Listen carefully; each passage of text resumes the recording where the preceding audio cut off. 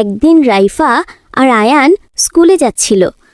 হঠাৎ তাদের চোখ পড়ল একটি ছোট্ট পাখির দিকে।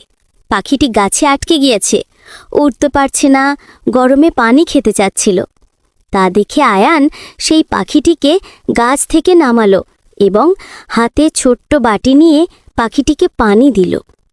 পাখিটি আনন্দে চঞ্চল হয়ে উঠল। রাইফা নিজে হেসে বলল, পানি খাও ছোট্ট বন্ধু, বিসমিল্লাহ। সুখ আর শান্তি সব সময় তোমার সঙ্গে থাকুক।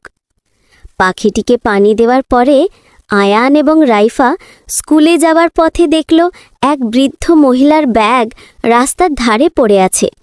তারা ছুটে গিয়ে ব্যাগটি তুলে দিল। মহিলাটি খুব খুশি হয়ে বলল, ধন্যবাদ রাইফা আর আয়ান। রাইফা আর আয়ান মনে মনে জানল, ছোট্ট এই সাহায্যও আল্লাহর কাছে বড় পুরস্কারের যোগ্য।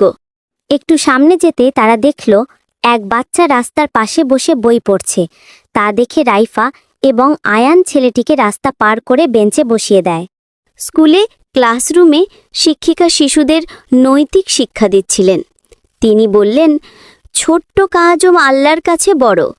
মিষ্টি কথা, একটি হাসি বা ছোট্ট সাহায্য, ভালো ব্যবহার সবই বড় পুরস্কারের যোগ্য।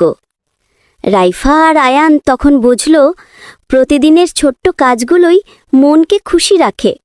স্কুলের পর রাইফা ও তার ভাই আয়ান পার্কে বন্ধুদের সঙ্গে খেলছিল। কেউ দৌড়াচ্ছিল, আবার কেউ বা দোলনা খাচ্ছিল। খেলার সময় একজন দোলনা থেকে পড়ে যায়। তা দেখে রাইফা আর আয়ান মেয়েটির হাত ধরে টেনে ওঠায়। তারা সবাই বুঝল, ছোট্ট এই দয়ালু কাজগুলো সবাইকে আনন্দ দেয়। দিন শেষে রাইফা আর আয়ান বাড়ি ফিরল। তারা আল্লাহর শুকরিয়া আদায় করল।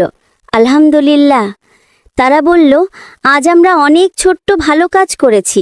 সবাই সুখী থাকুক, শান্তি থাকুক। এইভাবেই ছোট্ট বন্ধুরা শিখল, ছোট্ট ভালো কাজ, দয়ালু আচরণ আর সহায়তা আমাদের মনকে আনন্দিত করে।